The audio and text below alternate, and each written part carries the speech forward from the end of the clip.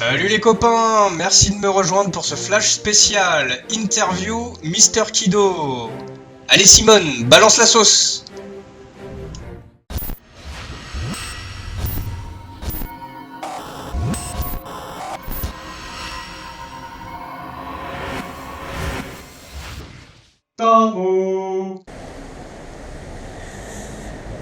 Bon bah salut Mister Kido, Salut. merci beaucoup de consacrer un peu de ton temps pour qu'on puisse faire plus ample connaissance et que tes abonnés puissent savoir qui tu es, ce que tu fais, pourquoi ce type de vidéo et même te connaître un peu plus personnellement. Avec plaisir. Et je vais rentrer dans le vif du sujet. Pourquoi Mister Kido? Alors moi je me suis longtemps posé la question Kido, ça vient d'où? Mais j'ai peut-être une petite idée, mais si tu peux m'éclairer un peu plus. Alors, je suis un fan du film Kill Bill. Ouais. Et dans le film Kill Bill, l'héroïne, Béatrice Kido, interprétée par Uma Thurman, a une moto jaune, un casque jaune. Et elle s'appelle donc Béatrice Kido. Et en fait, quand j'ai ouvert mon compte, au début, c'était pas pour. Je comptais pas poster des vidéos, c'était juste pour réagir aux vidéos d'autres youtubeurs. Et je savais pas quoi mettre. Et comme j'avais revu le film pour la énième fois la veille, je me suis dit, tiens, je vais mettre Mister Kido. D'accord. Et après, c'est resté. Ok. Et c'est aussi pour ça que j'ai un casque jaune. Ah ouais, d'accord, moi je pensais que c'était juste pour que tu sois un peu plus visible la nuit, mais non. Non, pas seulement. Et sinon, ta plus grande passion dans la vie? Alors tu vas voir, je te pose des questions, je passe un peu du coq à l'âne, mais bon, c'est histoire d'animer un peu aussi la discussion. Ouais. Et ouais, donc ta plus grande passion dans la vie?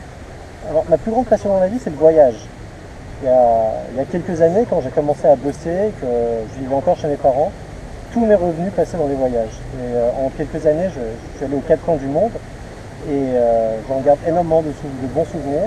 Alors là, je me suis un petit peu calmé, mais j'aime toujours beaucoup voyager, découvrir d'autres cultures, aller dans le droit des paysans, etc. Ouais. Quel type de voyage par exemple? Par exemple, je suis parti en Amérique du Sud, au Japon, en Afrique. Je suis parti faire. J'ai passé un an aux États-Unis aussi, mais ça c'est pour des raisons professionnelles, et puis j'en ai profité pour aller dans la plupart des grandes villes là-bas. D'accord. Ouais. Et donc un jour tu t'es dit, allez, je me mets à faire des vidéos de moto. Alors, à la base, quand je me suis inscrit pour le permis, je regardais les vidéos d'autres personnes, et puis au début je faisais que regarder, j'avais même pas de compte sur YouTube, sans que à chaque fois que je voulais regarder les vidéos, je tapais le nom du youtubeur dans la barre de recherche. Et j'ai passé plusieurs mois comme ça, puis ensuite je me suis décidé d'ouvrir un compte, et après encore quelques mois, je me suis dit, tiens, entre-temps j'ai eu le permis, je me suis acheté une moto, j'ai dit, tiens, je vais aussi commencer à filmer les vidéos. Durant la période où je regardais les vidéos sans en faire moi-même, des fois quand je roulais à moto à Paris, je voyais des trucs sympas, je me dis, tiens, c'est con que j'ai pas de caméra, j'aurais pu partager ça. Et la première fois, allez, tu t'es lancé, t'as créé ta chaîne. Bon, comme nous tous, t'as un peu galéré à créer, t'as essayé de comprendre les mécanismes de YouTube, et bam, tu balances ta première vidéo. Tu t'es dit quoi? T'en as pensé quoi? Et tu t'es dit quoi par rapport aux réactions, par rapport à la qualité de la vidéo, par rapport à tout ça, quoi? En fait, on va dire mes 4 ou 5 premières vidéos, je les trouve assez mauvaises. J'en ai un petit peu honte aujourd'hui, mais bon, il faut bien commencer quelque part. Et au début, en fait, ça me surprenait parce que je les ai postées, et puis j'ai pas fait spécialement de publicité, mais il y avait des gens qui venaient, qui disaient ah oui c'est sympa, etc. Et je disais mais pourquoi ils trouvent ça sympa, elle est complètement bidon cette vidéo. Mais bon, et finalement je suis assez content, la réaction était positive, et puis j'ai un peu progressé je pense, c'est devenu un peu potable aujourd'hui. Ouais. Ça dépend lesquels, mais bon, au début je me sentais mauvais. D'accord. Et je sais pas, pour toi, alors tu t'es dit ouais je me lance là-dedans et c'est parce que c'est une mode ou... Enfin, je parle du motovlogging en général, pour toi c'est plutôt une mode ou tu te dis non, il y a vraiment un marché si on peut appeler ça comme ça, mais tu vois, pour toi c'est pérenne ou c'est plutôt éphémère? Je me suis pas vraiment posé la question. Pour moi le truc c'est que actuellement ça m'amuse de le faire. Et si un jour ça ne m'amuse plus ou si les abonnés se lassent, ce jour-là j'arrêterai, mais tant que ça m'amuse et qu'il y a des gens qui aiment bien ça et que je peux partager, autant en profiter. Ouais. L'avenir nous dira si c'est une mode ou une nouvelle façon de faire de la moto. D'accord. Bon allez, soyons fous. Là je crois que t'as 4-5 000 abonnés. Ouais, 5000. Allez, on dit demain, paf, tu te réveilles, t'as, allez, 300 000, allez, soyons fond, 1 million d'abonnés. Tu peux en vivre, voilà, t'as une réelle communauté, t'as des gens qui te suivent, voilà, tu peux en vivre concrètement, tu fais quoi? T'arrêtes ta vie actuelle, tu mets ta vie actuelle en suspens et t'en vis pleinement, tu lis les deux, tu gères ça comment? Non, je continue comme aujourd'hui en fait. Alors, je serais très content d'avoir autant d'abonnés et puis peut-être que j'essaierai d'améliorer certains aspects de ma chaîne, de mon plus de moyens, etc. Mais dans l'absolu, je ne changerai pas de mode de vie parce que la moto c'est une passion dans la vie, mais j'ai différentes passions et j'aime trop les autres aspects de ma vie pour me consacrer qu'à ça en fait. D'accord. Donc le motovlogging c'est un loisir et ça restera un loisir, même si je serais très content d'avoir une certaine reconnaissance. Ah ouais, je comprends, c'est clair. Et si, bon, on va rester un peu sur le domaine de l'argent, mais si demain t'as une carte Gold illimitée, Ouais. tu t'achètes quoi comme bécane? Bah, je serais un peu embêté parce que j'aime beaucoup de motos, j'aime quasiment toutes les motos et puis je négocierais avec toi, je te dirais est-ce qu'avec ta carte Gold, je peux acheter plusieurs motos. Je sais pas, si tu m'en achètes une, ouais. Voilà. Et, oui, il n'y a pas de problème, c'est ta carte. Mais le truc c'est que par exemple j'aimerais bien avoir un roadster pour tous les jours, une sportive pour les fois où j'ai envie de faire un peu le fou, et puis un custom pour des fois cruiser, et puis avoir différentes motos comme ça, Ouais. choisir en fonction de mon humeur. En fait moi j'ai pas de moto idéale, j'ai un garage idéal. Oh, c'est beau ça. Ouais. C'est beau. Et si tu devais me citer un youtubeur favori, enfin, je pense avoir une petite idée, mais Ouais. Alors moi sans hésitation c'est Royal Jordanian, ouais. et moi je me définis pas en fait comme un youtubeur, je me définis comme un fan de Royal Jordanian qui a mal tourné. Mal tourné. Pourquoi mal tourné? Ouais, parce que j'ai commencé à faire mes vidéos aussi, etc. Mais non, dans l'absolu, j'aime beaucoup ce qu'il fait. Et puis, au-delà de ses vidéos, la personne même, sa philosophie de la moto et tout ça. Mais bon, après, des bons youtubeurs, il y en a beaucoup, qu'ils soient francophones, non francophones.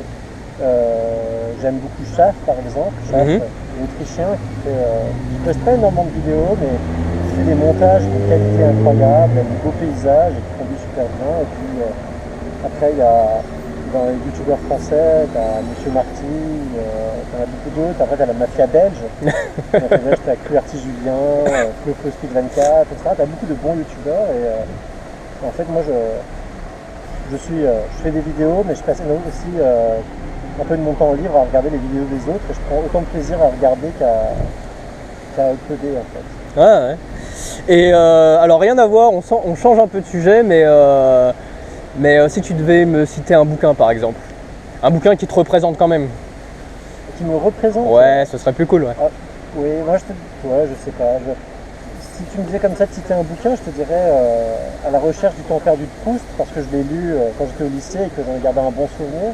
Mais pour dire la vérité, ça fait des années que j'ai pas lu de roman. Je lis beaucoup de bouquins qui parlent d'actualité, d'histoire, etc. Et je pense que c'est ce qui me... Oui, je dirais pas que ça me représente, mais c'est ce que j'aime bien en fait. D'accord. Et une musique? Une musique, je dirais Stairway to Heaven de Led Zeppelin.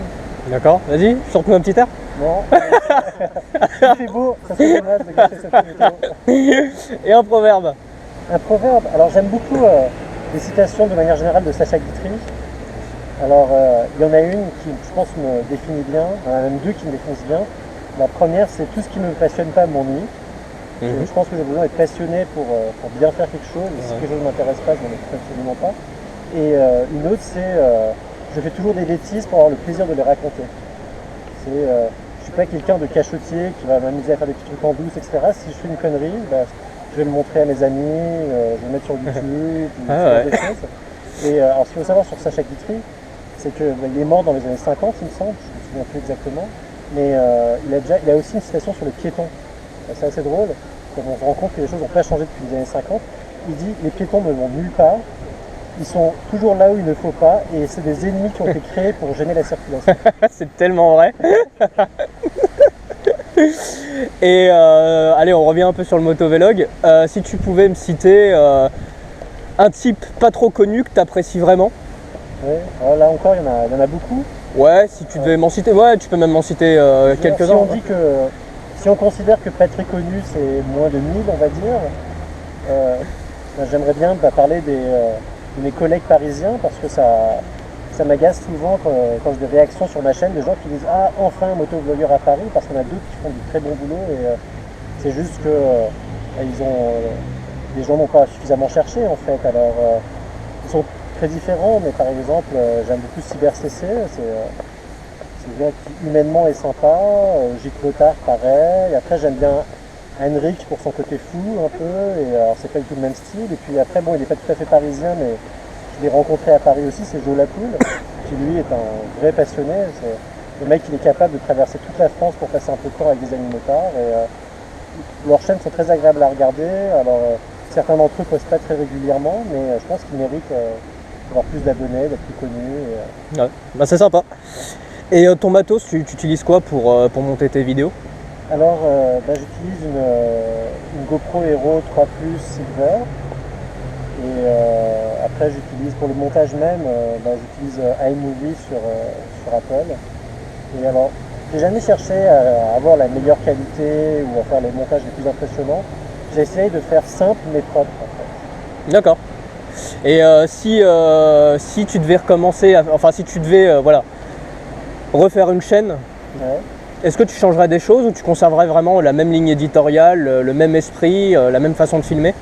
Alors je pense que pour l'esprit et la façon de filmer, je ne changerais pas spécialement. Mais comme je te l'ai dit, je suis pas très fier de mes premières vidéos. Et je pense que si je devais recommencer, j'attendrais d'avoir plus de rush, d'avoir quelques vidéos faites pour moi-même avant de me lancer vraiment. Là en fait, ce que j'ai fait, c'est le jour où j'ai décidé que j'allais faire du motovlogging, j'ai pris ma moto, je suis allé faire un tour, je suis rentré et j'ai fait mon premier montage. C'est ça. Voilà, Sur le feu quoi. sur le feu. Et c'est devenu une bande-annonce, alors qu'il n'y avait rien à annoncer encore. Ouais, ouais. Ouais. Et donc là, je vois qu'on est assis à côté de ta moto. Ouais. Tu peux... attends, je vais la filmer un petit peu. Hop. Tu peux nous en dire un peu plus? Oui, donc c'est une Honda CBF 600 NA. Alors le A c'est pour l'ABS. Et alors je l'ai acheté en 2013.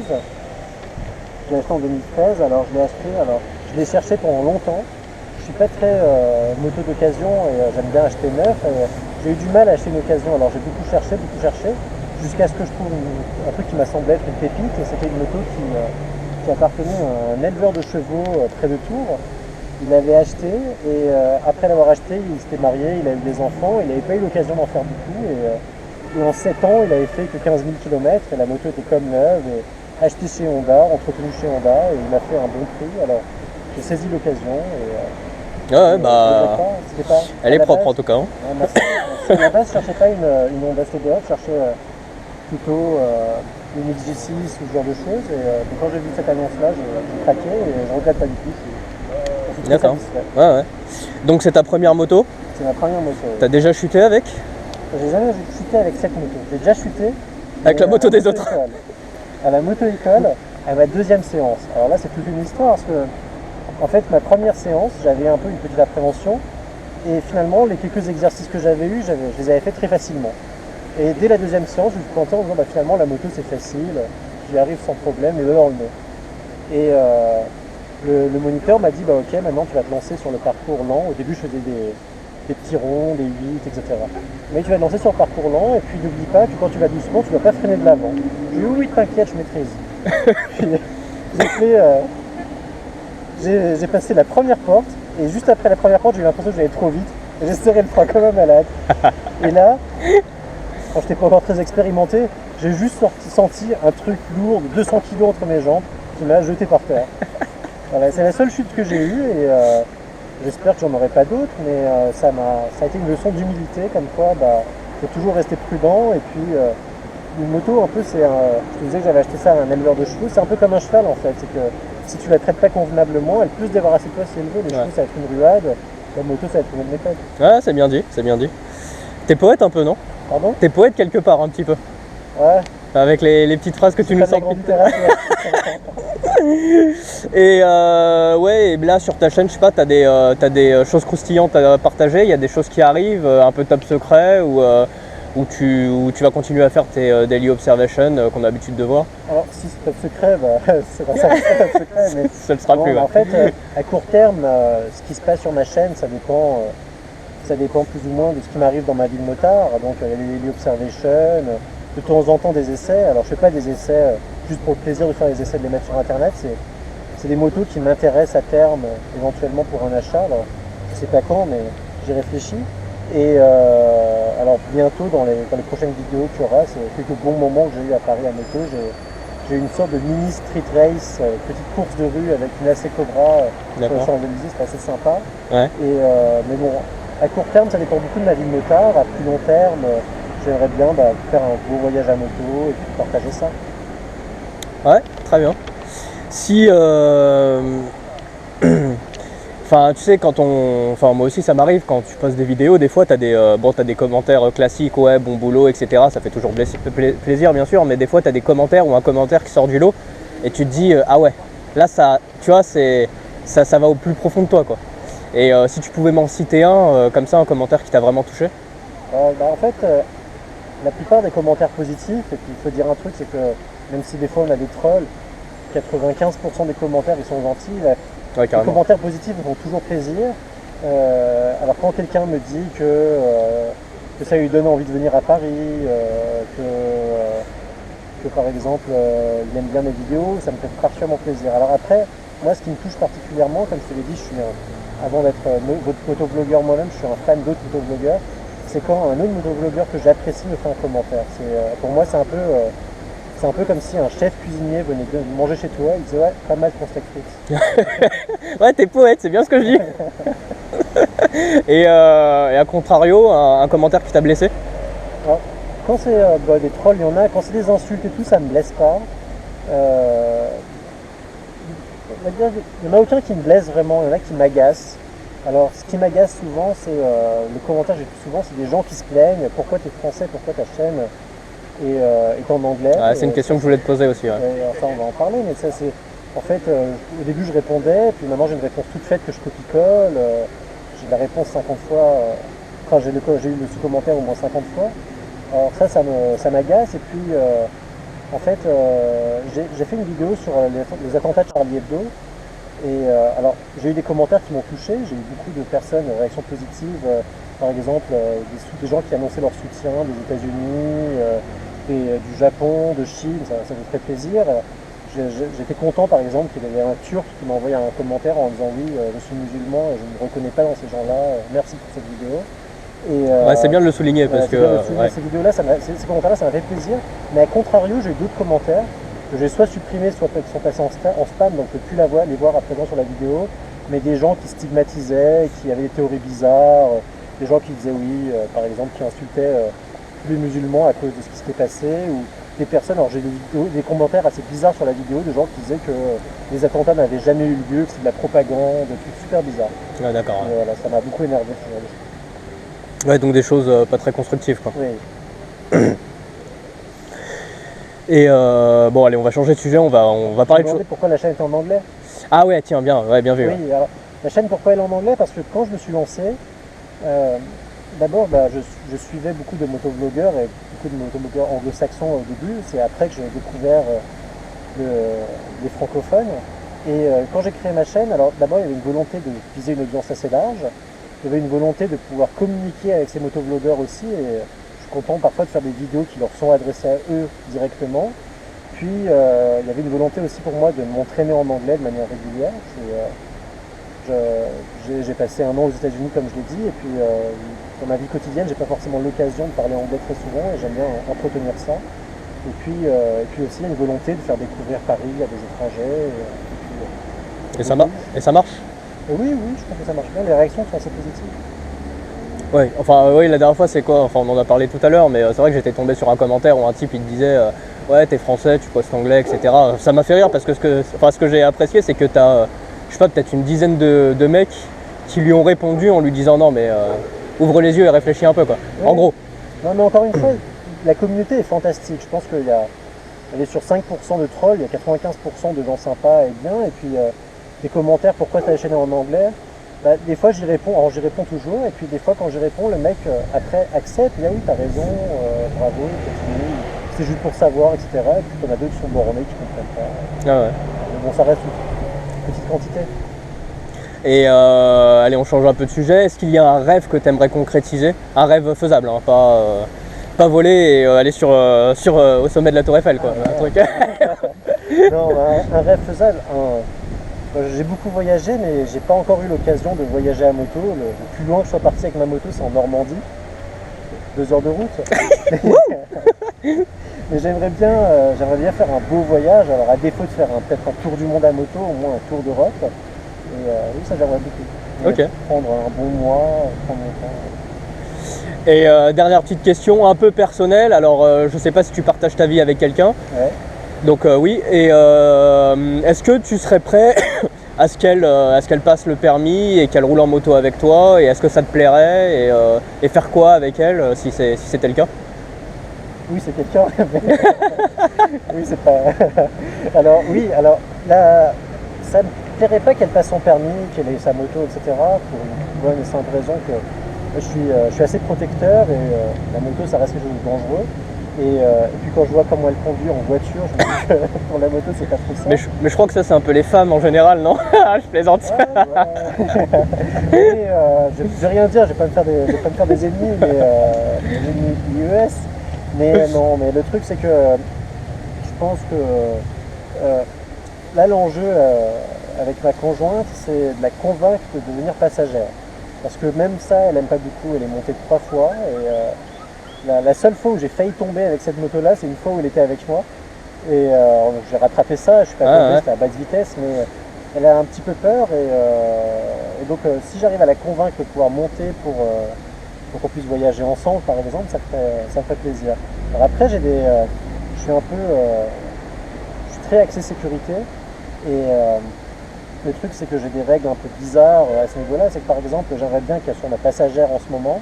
Mais je pense que le jour où j'aurai des enfants, j'ai pas d'enfants en ce moment, le jour où j'aurai des enfants, je préférerais qu'elle ne monte plus à moto avec moi. Et là, j'ai des règles pareilles. Quand j'ai eu mon permis, mon père a fait un tour avec moi, ou une de mes sœurs aussi a fait un tour avec moi. Mais j'aime pas qu'il soit passager parce que je me dis que la moto, ça reste dangereux. Et que si par exemple, on sait jamais, mais s'il arrivait quelque chose, déjà une perte dans une famille, c'est difficile à surmonter. Alors 2 membres d'une même famille, c'est insurmontable. Alors j'aime pas trop avoir quelqu'un de ma famille derrière moi à moto. Ah ouais. Donc Mister Kido est très protecteur. Voilà. Bon bah je pense que j'ai fait le tour de toutes les questions que je voulais te poser et en tout cas j'ai été ravi de te rencontrer. Moi aussi. Et si tu as un truc à rajouter, soit pour tes abonnés ou pour la communauté ou pour DTC ou s'il y a un truc que tu veux dire avant qu'on termine cette interview. Je souhaite bon courage pour DTC, le site est récent et je trouve que c'est une très bonne idée et j'espère que ça marchera bien. Alors je l'ai dit en commentaire à Monsieur Marty, mais la première vidéo qui a été postée sur DTC, c'était Monsieur Marty qui faisait un wheelie. Alors j'espère qu'à l'image de cette première séquence, le site va monter aussi. Ah bah c'est super sympa, on t'en remercie et je sais bien que Monsieur Marty c'est un peu sa marque de fabrique quoi. Oui. Bon bah merci beaucoup. Je t'en prie. Allez salut. À bientôt.